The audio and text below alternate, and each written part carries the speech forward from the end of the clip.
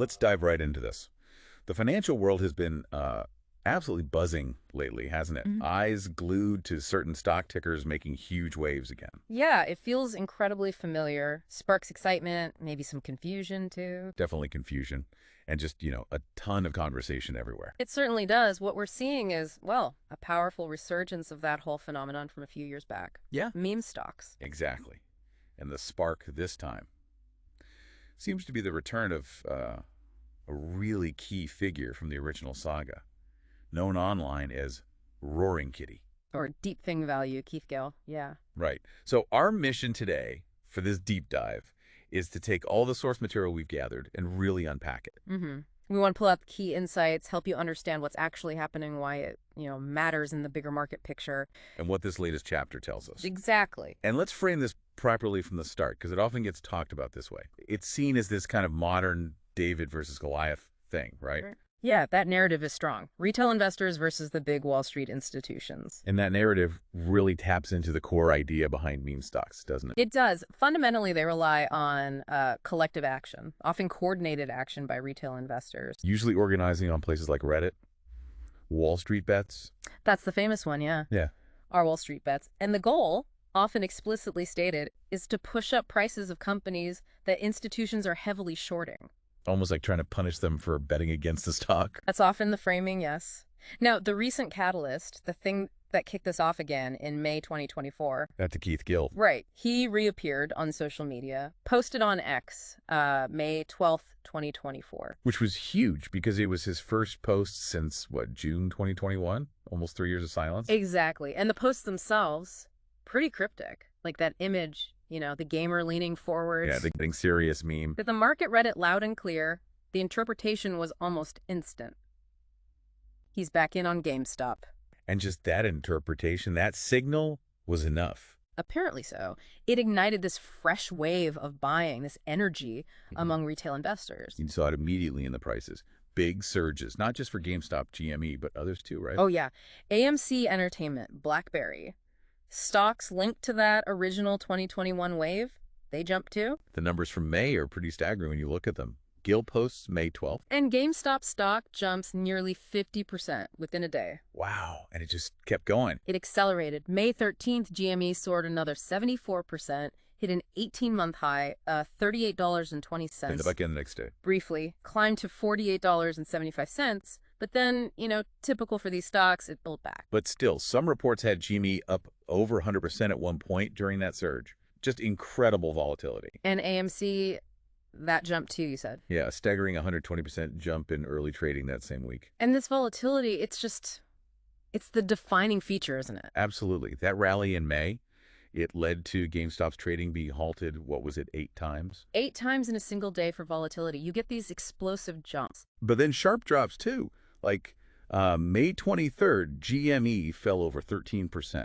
Swings both ways. And that brings up, a really crucial point from the sources, this disconnect from fundamentals. Right. The price moves seem totally detached from the company's actual business, its performance, its value. It's all sentiment, isn't it? Hype, FOMO, that fear of missing out. That's what's driving the price, not, PE ratios in the traditional sense. Speaking of PE ratios, there was that one statistic that really jumped out. The GameStop valuation one. Yeah. In May 2024, its valuation was something like 3,955 times estimated earnings for the year. Which is just hard to wrap your head around, especially when you compare it to, say, NVIDIA, a high-growth tech darling. And NVIDIA's PE was around 36.7x then. Right, so 36.7 versus almost 4,000. That disparity just screams that something other than earnings is driving the GME price. Another key ingredient here is the short interest, right? Definitely. Many of these meme stocks, they have a large percentage of their shares sold short. Which means investors are betting the price will fall. Borrowing shares, selling them, hoping to buy back cheaper. Exactly. But if a wave of buyers comes in, pushing the price up, it triggers a short squeeze. Bingo! Those short sellers have to buy shares fast to cover their positions, limit their losses, and that buying just adds more fuel to the fire, pushes the price even higher. And GameStop as of mid-May 2024, had what, over 24% of its tradable shares shorted? Just over 24%, yeah. So highly susceptible to that kind of squeeze. Now, all this activity, it doesn't go unnoticed, does it? There's regulatory scrutiny. Oh, absolutely. The SEC is reportedly investigating Keith Gill's recent activities. Well, looking specifically at his options trading around the time of those June posts. Seems so. Trading in GameStop call options, yeah. And it's not just the SEC. The Massachusetts Securities Regulator is also looking into his trading. Interesting. And, just as a bit of trivia, the word meme itself. Richard Dawkins, right? The selfish gene. Yeah, 1976. It's fascinating how that idea of cultural transmission ended up describing, well, this. It really is. And amidst all the, the excitement and the huge price swings, you have financial experts warning investors. Like Douglas Boneparth. Right. Saying, look, you need to understand the risks. Understand the motivations, sure, but also research the business. Don't just chase the hype. Sound advice. And then, of course, the quote everyone remembers from Keith Gill himself. From the 2021 congressional hearing. Yeah. Just simply, I like the stock. Iconic in its own way. But look, this recent stuff, it's not totally new, is it? It really echoes that first massive GameStop frenzy back in early 2021. Oh, 2021 was Right. something else entirely. GameStop's price went up 1,500% in just 2 weeks. Yeah, briefly hit over $500 per share pre-market at the peak. It was a powerful demonstration, really, of coordinated retail investors taking on huge hedge funds. The ones who were heavily shorting the stock. Exactly. And it wasn't just GME back then, remember? No, AMC was in there, BlackBerry, even Bed Bath & Beyond had similar, maybe less extreme, but similar frenzies. So these events, they have real market impacts. They show this increasing influence of retail investors. Empowered by easy trading apps and social media coordination. Right. And it kind of challenges that old efficient markets idea, where prices supposedly reflect all the fundamental info. Here, sentiment and, collective action are massive drivers. Which leads to that extreme volatility we talked about. Huge potential gains, yes, but also really substantial loss potential if you get caught on the wrong side. And remember the controversy in 2021 with brokerages like Robinhood restricting trading. Oh, yeah. That caused a huge uproar. They cited collateral requirements due to the volatility, but it hit retail investors hard. That whole 2021 episode even pushed regulators to act, didn't it? It was a big factor, yeah.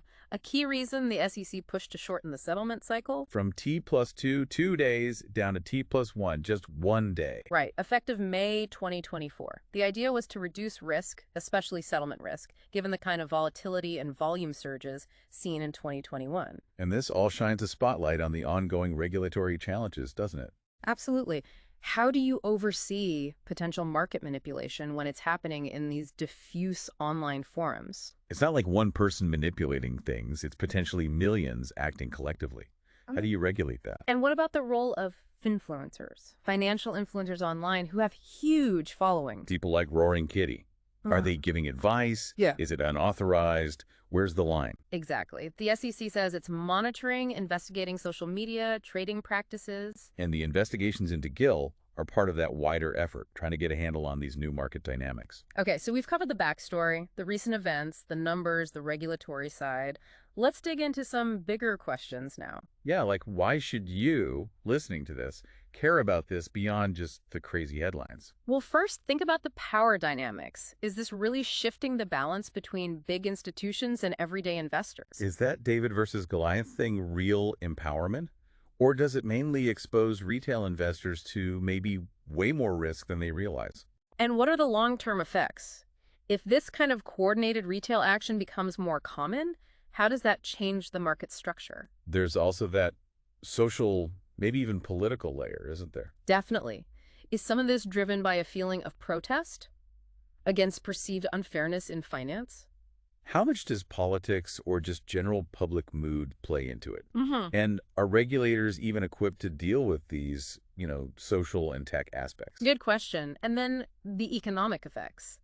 Does a meme stock surge actually create wealth? Or is it mostly just moving it around? From late buyers to early sellers, maybe? Potentially. And what happens when trading is so disconnected from the actual business? Does that mess with how capital gets allocated efficiently? Could it mean we're fundamentally changing how we value things, moving away from spreadsheets and towards, I don't know, stories and sentiment? It's a huge question, which leads into ethics and investor protection. Where's the line between a bunch of people deciding to invest together, like an old investment club, and market manipulation online? And what responsibility do people with huge influence, like Roaring Kitty, actually have, given they can clearly move markets? Are the current rules enough to protect people in these super volatile, sentiment-driven situations? What about the trading apps themselves, the gamification aspect, making it feel like a game, encouraging maybe impulsive trades, FOMO? Should regulators or the platforms be worried about the ethics of that? And finally, from a practical standpoint, if you're intrigued by this, what are the strategies beyond just, diamond hands or HODL? Yeah, holding on for dear life isn't really a strategy, is it? How do you tell real opportunity from just hype? What role should basic stuff like diversification and long-term thinking play, even if you're drawn to this excitement? And how should advisors talk to clients who ask about this stuff? So many layers, right? And the source material we looked at, it touches on related areas you could explore further too. Like that gamification idea, how app design influences behavior. The SEC is looking into algorithms now, too. Right.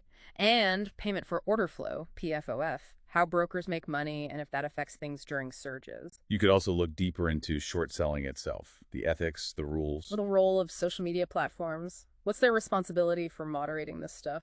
and just basic behavioral finance herd mentality, FOMO.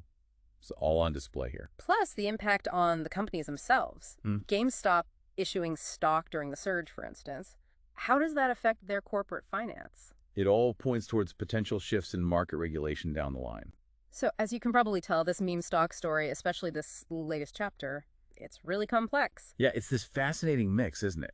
Market mechanics, social trends, regulatory puzzles, human psychology. Definitely much more going on than just quick headlines about prices going up or down. And this recent resurgence, kicked off by Roaring Kitty's return, it really highlights the undeniable power of retail investors now. And it forces us to ask some pretty fundamental questions about market efficiency, about fairness, about what finance might look like in the future. So this deep dive, we hope it's given you a clearer picture of all the forces swirling around this. Yeah, hopefully encourages you to think critically about the information you see online, especially about investing. And to maybe look beyond the surface moves, consider the motivations, the mechanics, particularly in these really volatile areas. And it leaves us with, I think, a pretty provocative thought to chew on. In a world where, social media and online sentiment can move markets maybe as much as, or sometimes even more than, a company's actual performance, how does that change what it even means to be an informed investor today?